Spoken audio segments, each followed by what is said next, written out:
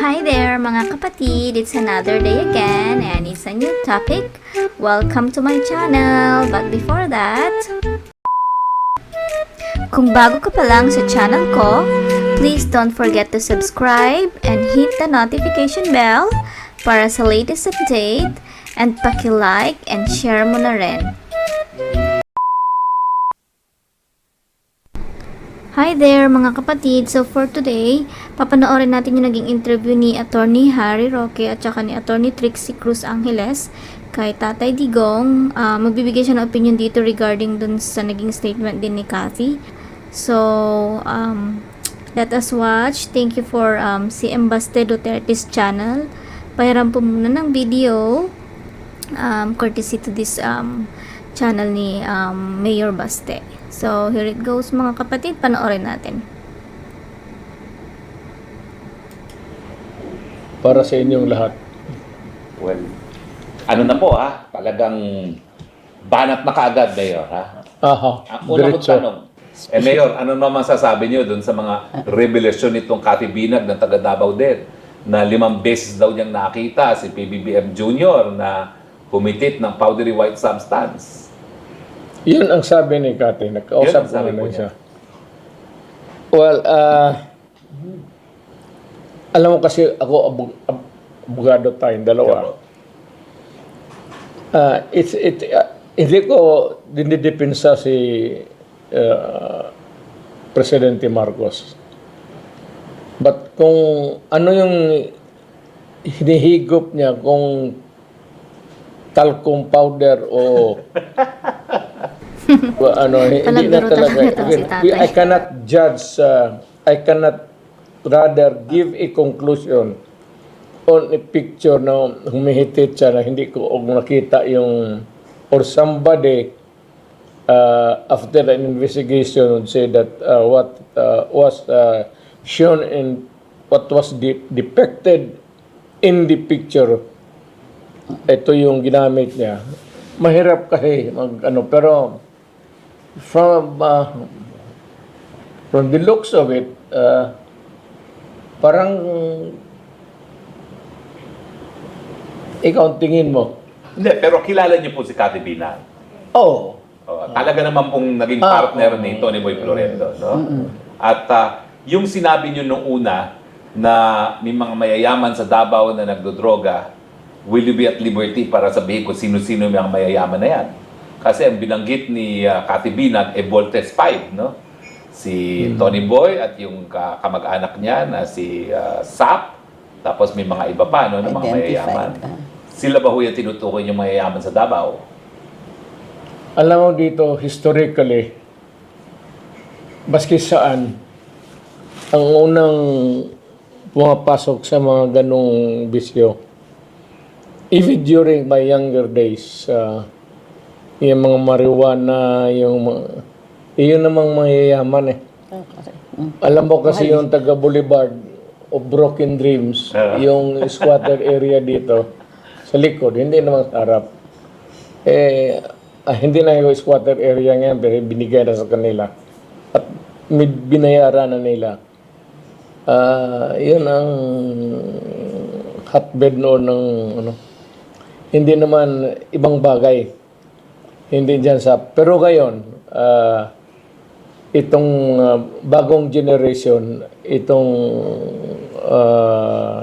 Shabu, it cuts across the all classes of society. From A, B, C, D, E. Ano po masasabi niyo yung mga alta daw, kaya marami nagko-cocaine, natural daw, hindi gaya ng shabu na artificial, synthetic. Wala akong diferensya yun eh, no? Basta addicting. We go by the medical description of what you're taking, the substance. Pagka sinabi ng medical experts na it is a drug which is it induces hallucinations, you going violent, siba yung utak mo.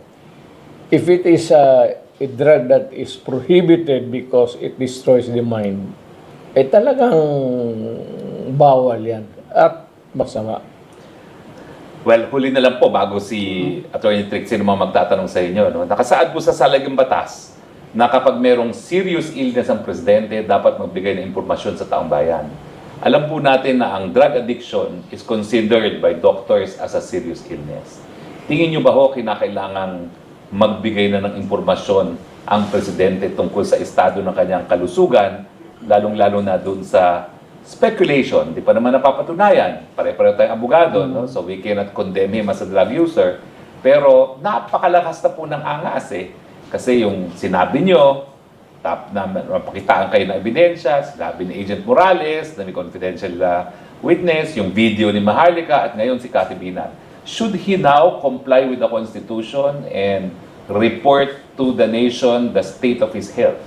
I suppose that really, seriously now, kung ikaw ay isang public official and you're suffering from an addiction, except sexual na. Prangka-prangka tayo, total, matatanda naman tayo dito lahat siguro ang nakikinig sa programa to. You must at least come up with something. Pero kung sabihin mo, ginagamit ko yung panahon na ito na presidente ako, especially when I make decisions, wala na po yan. It's out of the question. Now, if you keep a healthy distance from the issue, ayaw mo namang i-debunk, ayaw mo namang you do not come out with an outright denial, so magtatanong tayo kung tao na, kung hindi totoo, bakit niya sabihin hindi totoo? At kung totoo naman, bakit hindi niya, admit it and add something, kung sabihin niya, noon yun, Si VP Inday has been criticized doon sa security detail niya. So, binawasan siya ng security. And to be fair, she rose to the occasion. Sabi niya, sige, pwedeng hindi na. Pwede naman. Hindi nga siya nag-react nung una eh. Kaya lang, ang daming makulit online and even sa media. Everybody was reacting. Pati congressmen, nagre-react na na that's excessive. Yan. Ganun Everybody kasi wanted to put may mga their, talking heads sila ngayon. Correct. Hindi, style nila ngayon yan eh. But in addition to that, shortly then after that, she was on her way to Germany, nakunan siya ng picture. Clearly CCTV, sir, pag nakita niyo yung siya, her husband, her children were minors. Na nakunan din sila. I mean, since pinag-uusapan na rin lang yung issue ng security, at the same time, merong ganon. Not only that, actually, even if it's in public, if she was in a public place, or aeroplano, whatever, government-owned, taking pictures of a person is clearly, hindi naman illegal, but it could be illegal in the sense that it involved the security of the person. Security, okay. Yung kay Inday, what is deplorable there is that it was taken na hindi alam. And for security, hindi naman siya walang kalaban yan.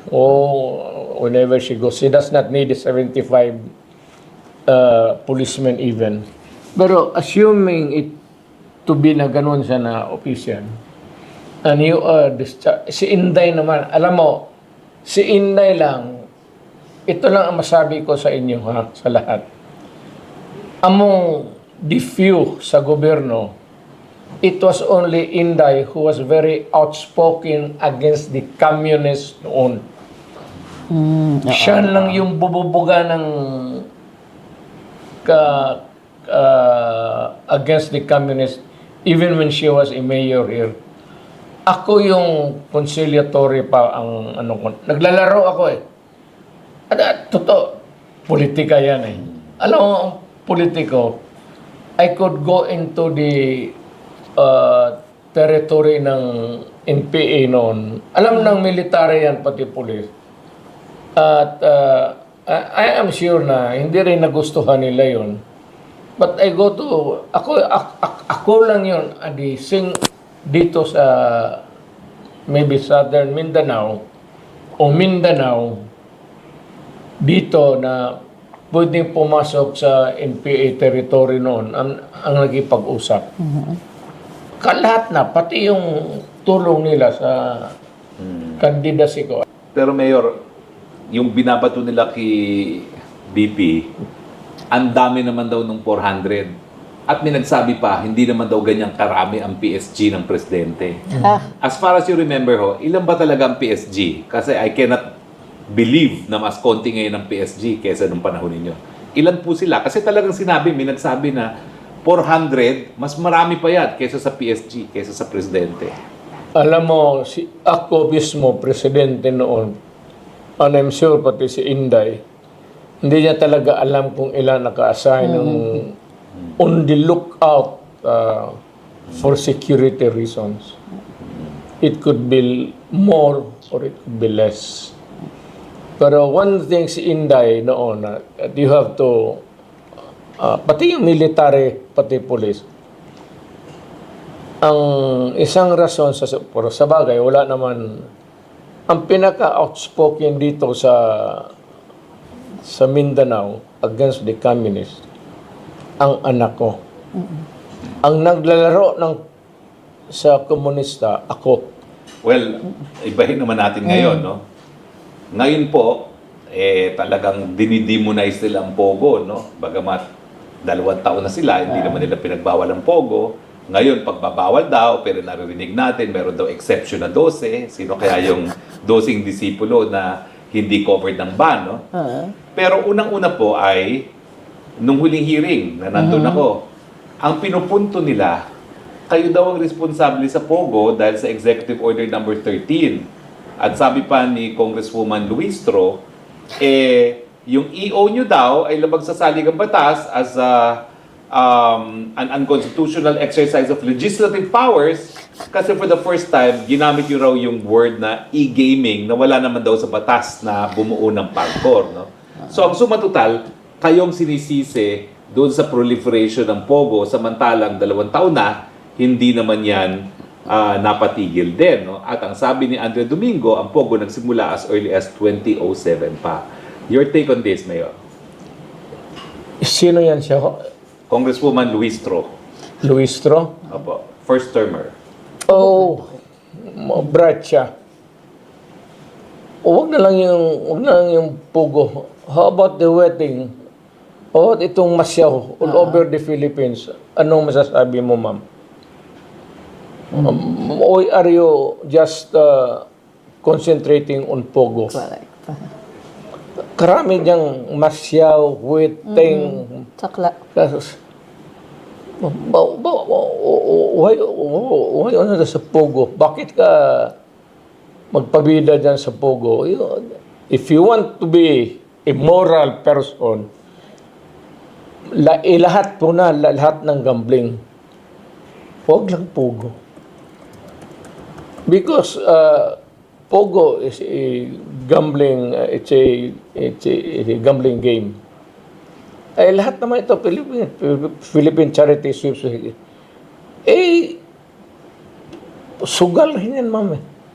So, ratsadahin mo na. Bakit ka mag-consider dyan sa Pogo na illegalize? Ganito yan. Nandyan na yan.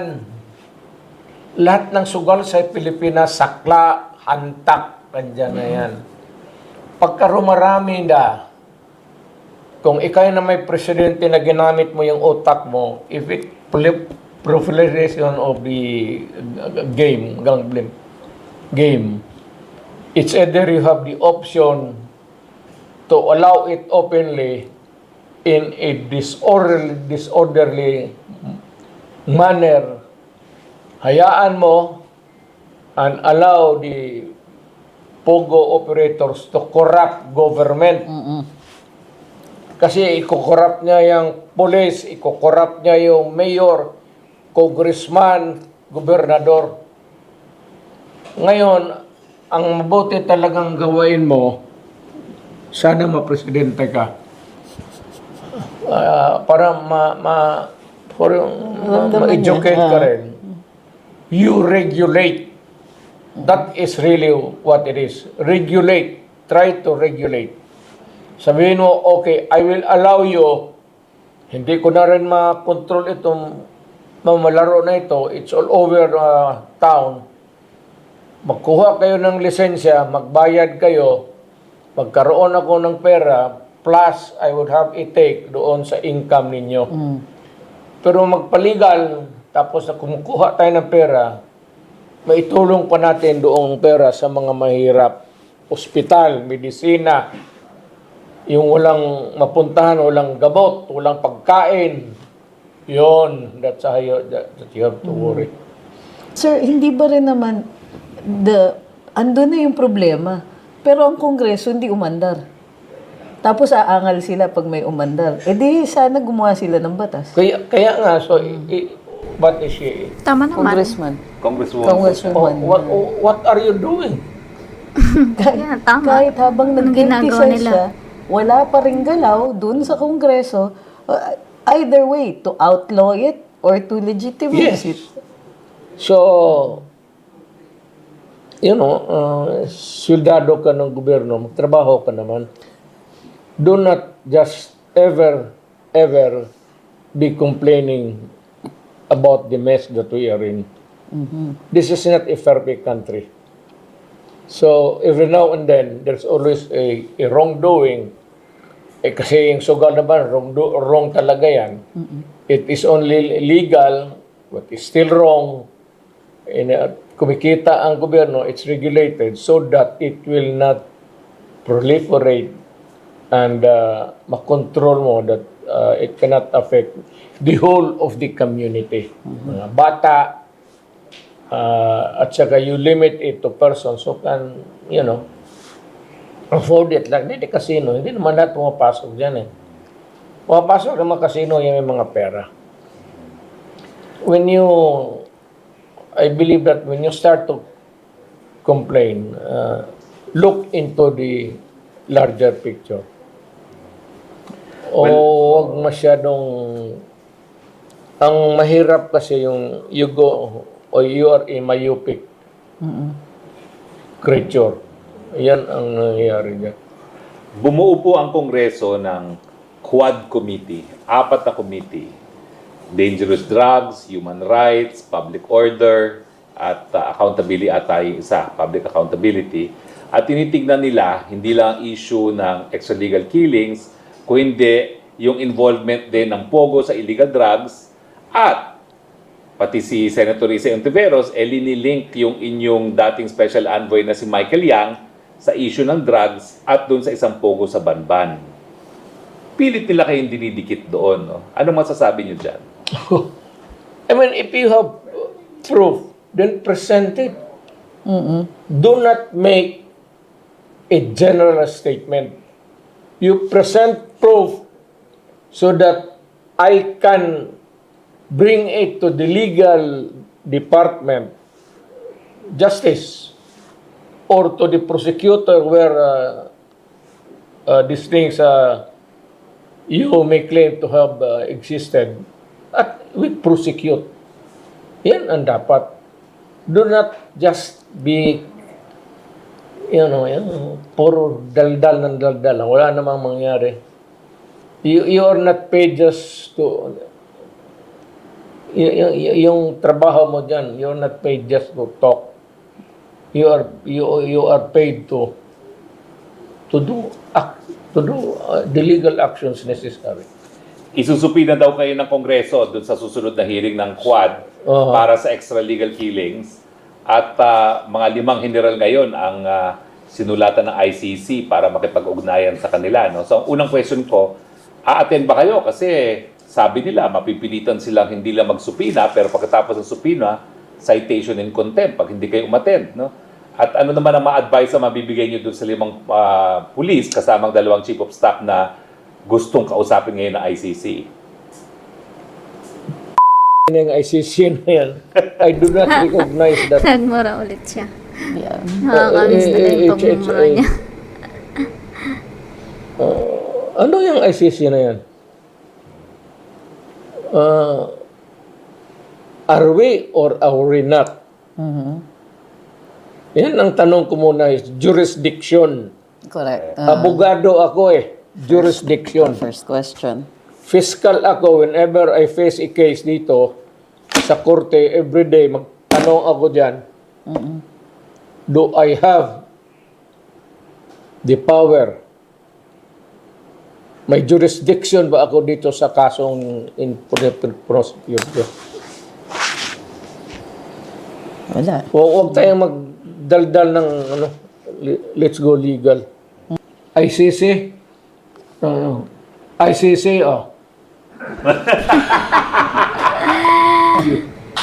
Karami nangyayari sa mundo. Masakir dito, masakir doon. Pati yung Amerikano, ilang pinatay. Ano mang ginawa ninyong mga ICC kayo, mga karaming injustice, karaming violence, senseless, walang karason-rason. Dito nangyayari, especially perpetuated by the Americans. Wala kayong ginawa. Kayong mga Europeans, imbento ninyo yan You go after yung mga post-colony, yung colony ninyo, yung tapos yung pumalit, medyo nang galit kayo kasi hindi na inyo, yun, hinahabol ninyo. Sir, lokohan rin lang naman ang pinag-uusapan natin.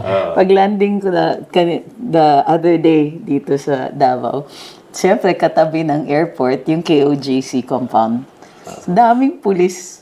So, SWAT, nakatakip ang muka, sir, nagta-traffic dun lang, yun yung bottleneck dun sa So, medyo...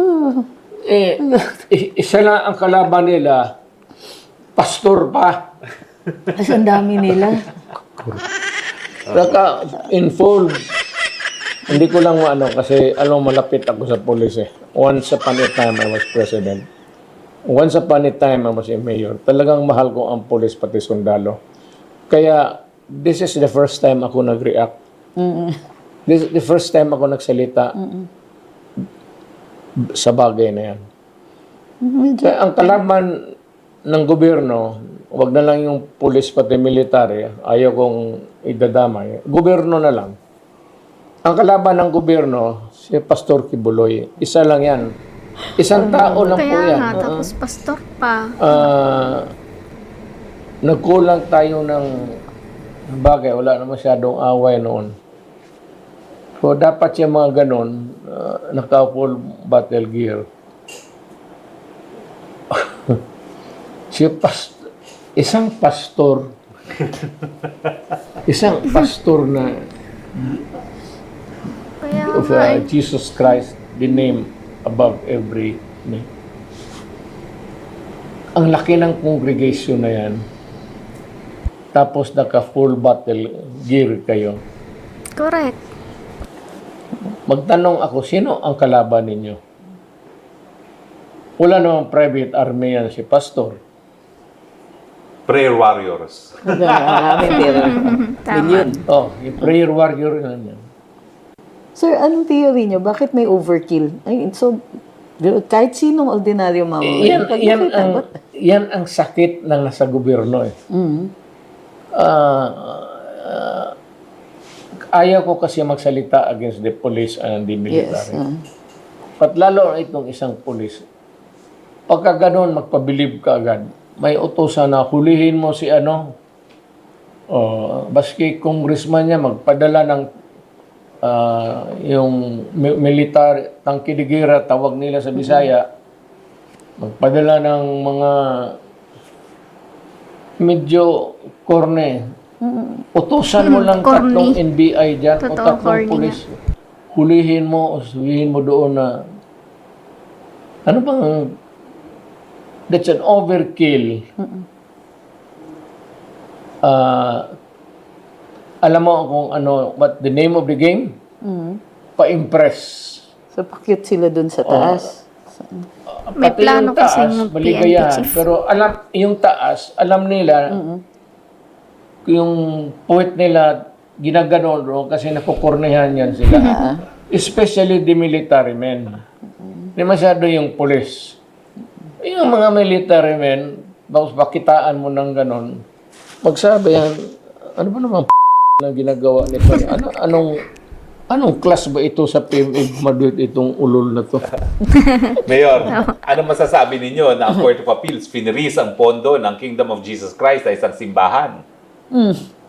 Tama ba yun na simbahan, pondo ng simbahan, pinifreeze? Pag-abot ito ng Supreme Court, ayaw ko lang mag-ano kasi abogado ako.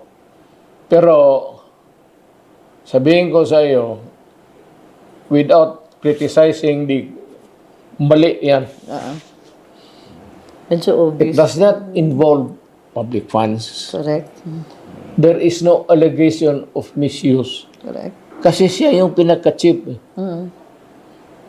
And there is no member, any member of the kingdom ngayon, nagsasabi na nalugi siya sa contribution sa tawag na to? Yung Koleksyon. contribution. Sa Pati ba naman niya pakialaman ninyo, i-freeze ninyo? I think that it is wrong. And as a lawyer, pati ikaw, alam mo yan. If I would go to court, kung ako si pastor, I can get the relief that I should have. Kasi nga po, miski taxation, exempt ang simbahan. Tapos, anti-money laundering, hindi exempt. Pwede ba naman yun? Meron din naging statement si Mayor Baste at si Attorney Sal Panelo regarding yan sa pang-abuso ng mga pulis dyan sa Davao. So, pakinggan natin itong report na to. So, eto, pakinggan natin yung naging statement din ni Mayor Baste. Sa mga pangyayari o sa mga nangyari sa martial law, ang mga ginagawang panghaharas ng mga kapulisan sa The Kingdom of Jesus Christ. Kaya sa nangyayari ngayon sa KOJC, kinwestiyon ni Mayor Baste ang tila walang imik na si Pangulong Ferdinand Marcos Jr. Jason Rubrico sa balita. Ginagamit ngayon ng Administrasyong Marcos ang mga kapulisan.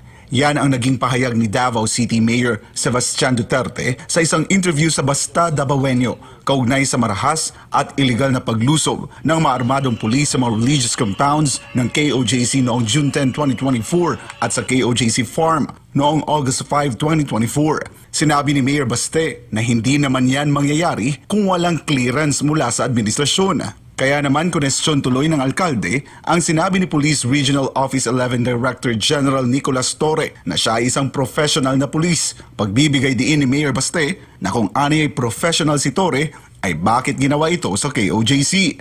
Dagdag pa ng Chief Local Executive ng Davao na ang habol lang naman ni Torre ay pera o di kaya ay promotion. Aniya, kaya matapang na nagsasalita si Torre ng kahit ano at nagmamayabang dahil may backer ito. Kung idadahilan naman daw ng mga pulis na kaya ginagawa nila ito sa KOJC ay dahil hinahanap nila si Pastor Apollo C. Quibloy ay hindi naman ito mahalaga dahil hindi ito national interest. Dapat namang maintindihan ng publiko ayon kay Mayor Baste na tanging sa Davao City lamang nangyayari ang ganitong ginagawa ng mga pulis dahil sinisingle out nila ang Davao sa buong bansa. Maihahalin tulad ng alkalde ang nangyari ngayon sa Davao, partikular na sa KOJC noong panahon ng martial law na aniyay gustong gipitin ng gobyerno hindi lamang ang mga Davaoenyo kundi maging siya bilang alkalde ng lungsod. Ang masama pa niyan aniya sa nangyayari ngayon sa KOJC at sa Davao City ay tila tikom ang bibig ni Pangulong Ferdinand Marcos Jr.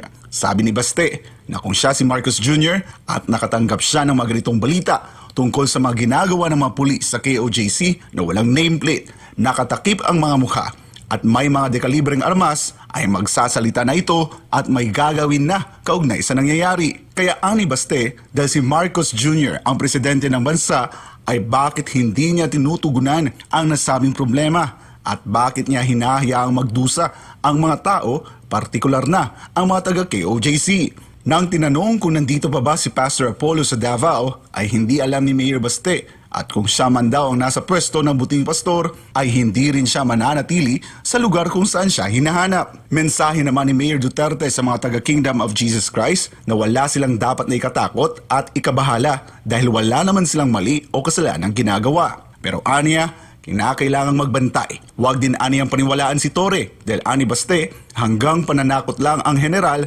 at ang mga nasasakupang pulis dito. Pakinggan naman natin or panoorin natin yung naging statement din ni Atty. Sal Panelo regarding dun sa pag-search or pag-serve ng warrant ng mga taga-NBI. Ano yung NBI, palibasa kasi yung chief, abogado, naging judge pa. Kaya alam niya na ipatupad ng batas. Naging matiwasay at mapayapa ang pagsisilbi ng National Bureau of Investigation o NBI Region 11 sa warrant of arrest laban kay Pastor Apollo C. Kibuloy at 4 na kapwa niya akusado nitong nakaraang Biyernes. Sabi ng The Kingdom of Jesus Christ o KOJC, malayong malayo ito sa marahas, karumal-dumal at iligal na operasyon ng PNP sa KOJC nitong Hunyo 10. Para kay dating Chief Presidential Legal Counsel Attorney Salvador Panelo, ngayong nagsampa na ng kaso ang KOJC laban sa ilang matataas na opisyal ng PNP, ito dapat ang susunod na hakbang ng NBI. Pag natapos na yung kaso at may warrant of arrest, NBI, pwede ba kayo mag-serve dito sa PNP chief, sa regional chief at sa lahat ng mga naakusahan at makukonvict? Kayo mag-serve ng warrant. Itong PNP chief, ang may kagagawa niyan. Sa kanya nagmula yung order na yan. Kaya dapat talagang ang arestuin nyo. Yan si PNP chief. Dahil illegal yung kanyang order. Wala namang iba. Sino mag-order kung hindi yung bossing? Yan siya ang pinaka-top honcho ng PNP. So lahat ng mga ginawang illegal, he should be accountable. Matatandaang nagpapatutsada itong si Police Brigadier General Nicholas Torre III ng PRO 11 na nasa loob lang daw ng KOJC Central Headquarters si Pastor Apollo. Pero ang pasaring na ito ni Torre, tinuldukan ni Attorney Archie Albao, Direktor ng NBI Region 11, nang sabihin niyang hindi nila nakita sa nasabing compound ang butihing pastor at ang 4 pang individual na kasalukuyang hinahanap ng gobyerno. Tiniyak din ni Attorney Albao na wala rin sa loob ng giant megastructure na kingdom si Pastor Apollo. Si Torre nga mo, Torre, di ba? Torre, tower. He is a towering figure of ignorance of the law. Ignorance of the law excuses no one, Attorney Sal. Samantala, ipinunto naman ni Attorney Panelo na kung siya ang nasa lugar ni Pastor Apollo C. Kibuloy, ay hindi rin siya magpapasailalim sa gobyerno dahil sa ginagawa nitong mga hakbang na labag sa saligang batas. Alam mo, ang hindi pagsuko ni Pastor Kibuloy, ang hindi niya pagpasailalim sa jurisdiksyon ng hukuman, yun ang resulta ng ginawa talaga ng pinaghalong DOJ at saka ng ilang mga senador nung tinanggalan nila ng karapatan si Pastor ng tinatawag na due process. Halimbawa, DOJ in collusion with that senadora there. Di ba, inusgahan na kaagad si Pastor. Kung baga, kahit ako nakita ko wala pala akong kalaban-laban dito. Ba't naman ako magpapasailalim sa inyo? Walang mangyayari talaga. Pag sinira mo yung tinatawag na saligang batas na constitutional presumption of innocence, talagang masisira ang kabada ng lahat. Ng lahat ng gobyerno. So that's the end. Thank you for watching. Please don't forget to subscribe. News ko po RD. Please like and share and don't forget to hit the notification bell. Thank you.